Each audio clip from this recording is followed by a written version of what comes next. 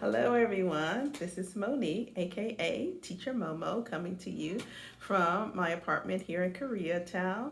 I'm originally from LA, South Central LA, but I spent 15 years living in foreign countries teaching English. I lived in Latin America and Asia. This has been the highlight of my life. It was awesome to get outside the US, to learn new ways to think, learn new ways to interact with people, try new foods, see new things. It was an awesome experience. I came back home in September of 2021 to help take care of my grandma in her final years of life. When I moved back home, I was shocked that so many people didn't want to speak Spanish to me. So many Latinos didn't want to speak Spanish to me. Let me back up a little bit. So when I was in Latin America, everyone assumed because I was black and black that I was Afro-Latina, and they would always speak Spanish to me without any hesitation. So imagine years, maybe a decade or so of being in Latin America and everyone speaking Spanish to you, no problem. And then coming back home to LA and I open my mouth trying to speak and people be like, you can't speak Spanish to me.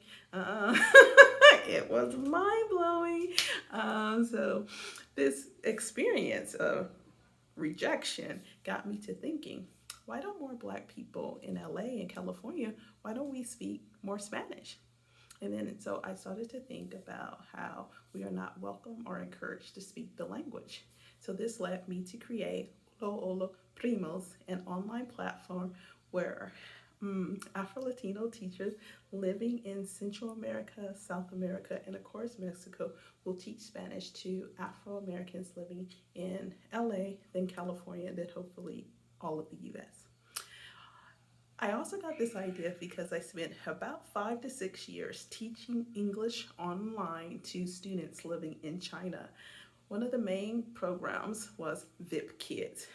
This was a company that at its height had 1 million students, 500,000 teachers living in the US and Canada, and was valued at $3 billion. Even Kobe Bryant had invested in it. It was a new way of presenting language learning where students could have that native interaction or could have native teachers teaching them about their language and their culture from the comfort of their homes. So this is why I think HolaHolaPrimos will be able to succeed in LA with black students. Don't you want to be a part of this journey? Don't you want to be part of shaking up the language learning? Don't you want to be part of the fun?